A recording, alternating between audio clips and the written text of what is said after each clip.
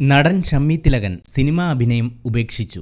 ഷമ്മി തിലകൻ അഭിനയം വിട്ടു എന്നത് മാസങ്ങളായി മലയാള സിനിമാ പ്രവർത്തകർക്കിടയിലെ രഹസ്യമായ അടക്കം പറച്ചിലായിരുന്നു. അത് ശ്രദ്ധിച്ചിട്ടുണ്ടെന്ന് എനിക്ക് ഉറപ്പാണ്. എന്നാൽ അതിന് ഔദ്യോഗികമായ സൂചന പരസ്യമായി നൽകിയിരിക്കുകയാണ് ഷമ്മി തിലകൻ.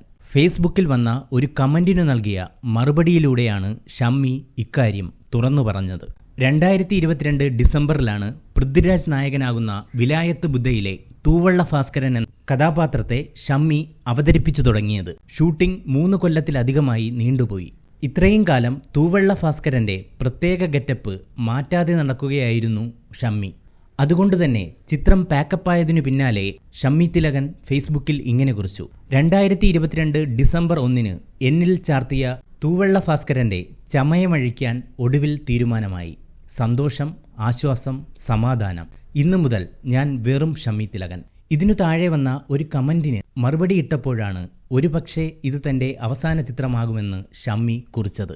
അമ്പരന്ന് പോയ ആരാധകർ ഇതിന്റെ കാരണം അന്വേഷിച്ചു. തമാശയ്ക്ക് പോലും അങ്ങനെ പറയരുതെന്നാണ് ഒരു ആരാധകന്റെ കമന്റ്.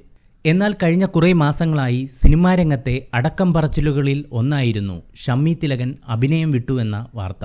ഇക്കാര്യം ഇപ്പോൾ ഷമ്മി തന്നെ പരസ്യപ്പെടുത്തുകയാണ് ഉണ്ടായത്. കഴിഞ്ഞ 1 വർഷത്തിലധികമായി തന്നെ തേടി വരുന്ന എല്ലാ റോളുകളും ഷമ്മി തിലകൻ നിരസിച്ചിരുന്നു. അവരോടെല്ലാം അഭിനയം മതിയാക്കിയെന്ന് ഷമ്മി തിലകൻ വെളിപ്പെടുത്തി. അമ്പരന്ന് പോയവരെല്ലാം അദ്ദേഹത്തെ അനുനയിപ്പിക്കാൻ ശ്രമിച്ചെങ്കിലും സ്നേഹപൂർവ്വം എല്ലാ ഓഫറുകളും ഷമ്മി നിരസിക്കുകയായിരുന്നു. പക്ഷേ അഭിനയം വിടാനുള്ള ആ കാരണം മാത്രം ഷമ്മി ആരോടും പറഞ്ഞില്ല. ഇടയ്ക്ക് മാലാഖയുണ്ട്, ചെകുത്താനുണ്ട്, മനുഷ്യനെ കണ്ടവരുണ്ടു. 2023 താരസംഘടനയായ അമ്മയിൽ നിന്ന് ഷമ്മി തിലകനെ പുറത്താക്കിയിരുന്നു. ഏതായാലും ഷമ്മി അഭിനയം നിർത്തിയാൽ പൃഥ്വിരാജിന്റെ വിലായത്ത് ബുദ്ധയിലെ വെള്ളത്തൂവൽ ഭാസ്കരൻ എന്ന കഥാപാത്രമാകും മലയാളികൾക്ക് മുന്നിലെത്തുന്ന ഷമ്മിയുടെ അവസാനത്തെ വേഷപ്പകർച്ച. ആരാധകൻ കുറിച്ച പോലെ ഗംഭീരമായ ഒരു റോൾ തന്നെയാകുമത്.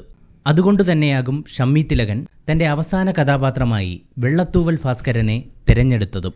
കുഴിച്ചതിന്നീതേ കറുകപ്പുൽ വിരിച്ചിട്ട് ഹിര തേടും മൃഗമൊരു മനുഷ്യനാമോ. ഈ വാർത്ത ഇഷ്ടമായാൽ ലൈക്ക് ചെയ്യൂ, ഷെയർ ചെയ്യൂ. നിങ്ങളുടെ അഭിപ്രായം കമന്റായി രേഖപ്പെടുത്തൂ. സബ്സ്ക്രൈബ് ചെയ്യൂ ബബിൾകം മീഡിയ.